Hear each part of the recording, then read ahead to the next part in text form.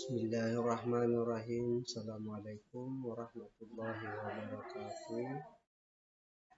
Perkenalkan, nama saya Maulid Zainuddin,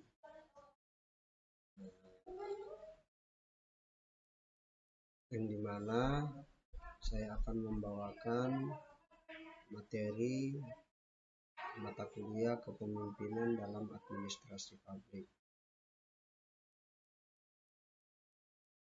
Materi kuliah ini diperuntukkan untuk program studi administrasi negara, Fakultas Ilmu Sosial dan Ilmu Politik Universitas Tomataka. Sebelum kita melangkah pada wilayah materi, saya akan memperkenalkan dulu pola metode daripada konsep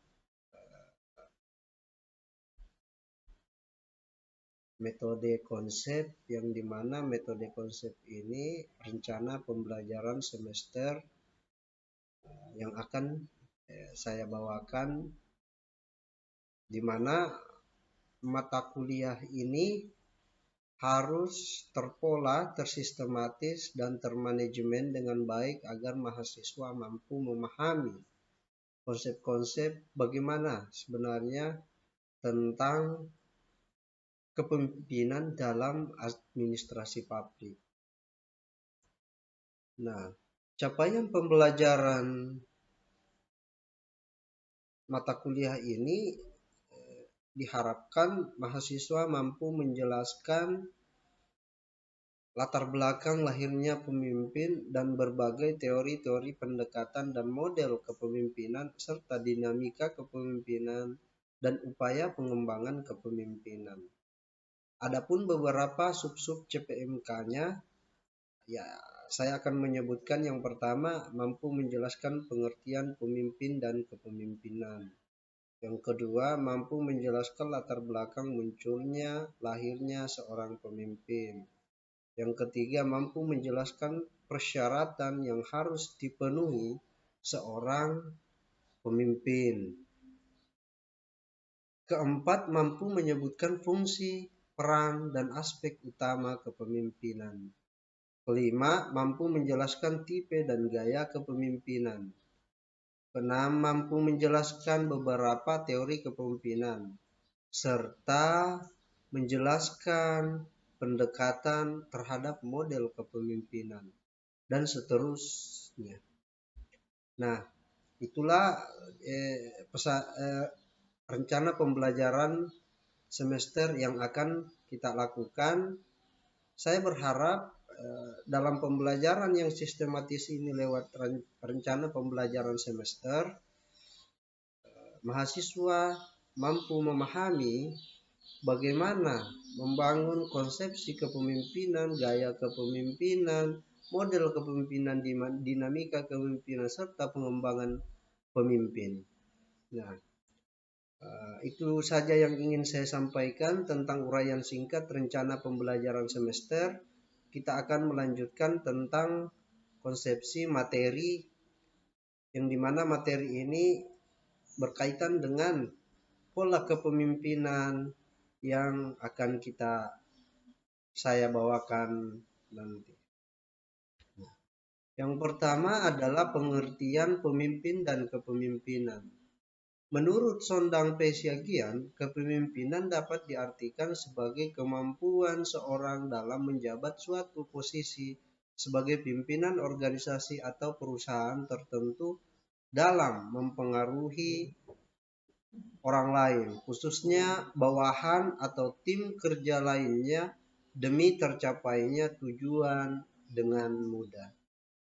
Adapun juga menurut Fiedler, kepemimpinan merupakan pola hubungan antara individu-individu yang menggunakan wewenang dan pengaruhnya terhadap kelompok agar bekerja bersama demi tercapainya tujuan organisasi. Menurut Fiedler, kepemimpinan merupakan pola hubungan. Jadi kita menganalisis tentang bagaimana sebenarnya kehidupan bermasyarakat, yang dimana kehidupan bermasyarakat ini terus berkembang dengan pola hubungan antara individu dengan individu yang lain, serta membuat sebuah kerangka strukturalisasi yang di dalamnya wewenang dan pengaruhnya terhadap kelompok agar bekerja sama demi tercapai tujuan organisasi.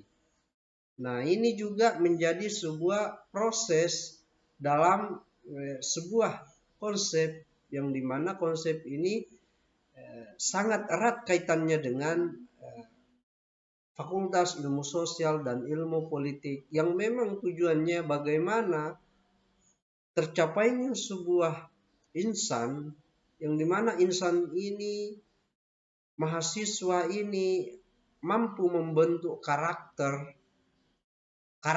yang menjadi sebuah karakter yang kepemimpinannya sangat luar biasa. Nah, itu tadi penjelasan menurut Fiedler. Adapun beberapa penjelasan yang menurut Rifai tentang bagaimana gaya kepemimpinan yang dimana sekumpulan ciri yang digunakan pemimpin untuk mempengaruhi bawahan agar sasaran organisasi tercapai, atau dapat pula dikatakan bahwa gaya kepemimpinan adalah pola perilaku dan strategi yang digunakan dan sering diterapkan oleh seorang pemimpin. Banyak sebenarnya pengertian-pengertian pemimpin itu menurut para ahli, cuma ada beberapa cuma yang saya akan masukkan di dalam konsep materi saya.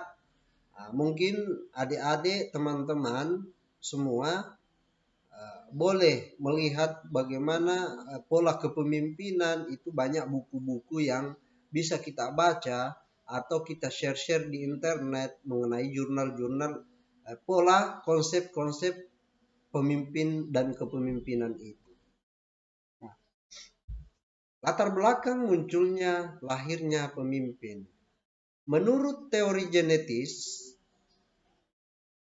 latar belakang munculnya lahirnya pemimpin itu tidak dibuat, akan tetapi lahir jadi pemimpin atau oleh bakat alami yang luar biasa sejak lahir. Dia ditakdirkan lahir menjadi pemimpin dalam suatu kondisi yang bagaimanapun juga yang khusus secara filosofi. Teori tersebut menganut pandangan deterministis. Jadi ada 3 konsep yang dimaksud tentang teori genetis. Yang pertama, pemimpin itu tidak dibuat. Yang kedua, dia ditakdirkan lahir menjadi pemimpin. Yang ketiga adalah secara filosofi teori tersebut menganut pandangan deterministis.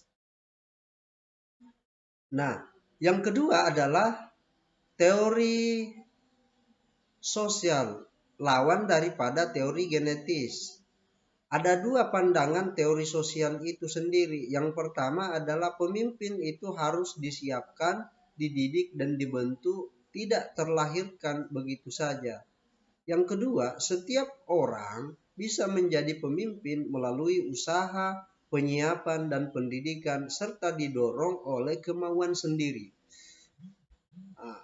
Yang ketiga, teori ekologis menyatakan bahwa seorang yang akan sukses menjadi pimpinan bila sejak lahirnya dia telah memiliki bakat-bakat kepemimpinan, dan bakat-bakat ini sampai dikembangkan melalui pengalaman dan usaha pendidikan juga sesuai dengan tuntutan lingkungan atau ekologisnya. Nah, mengenai munculnya lahirnya pemimpin itu banyak pendapat-pendapat, cuma yang saya petakan adalah bagaimana teori genetis menjelaskan, bagaimana teori sosial lawan dari teori genetis menjelaskan, alasannya teori genetis mengatakan seperti dia berlawanan dengan teori sosial, dan terus juga ada teori ekologis. Ini yang saya ambil, yang menurut saya pandangan-pandangan ini itu sesuai dengan apa yang terjadi atau yang konsepsi realitas saat ini. Persyaratan yang harus dipenuhi seorang pemimpin adalah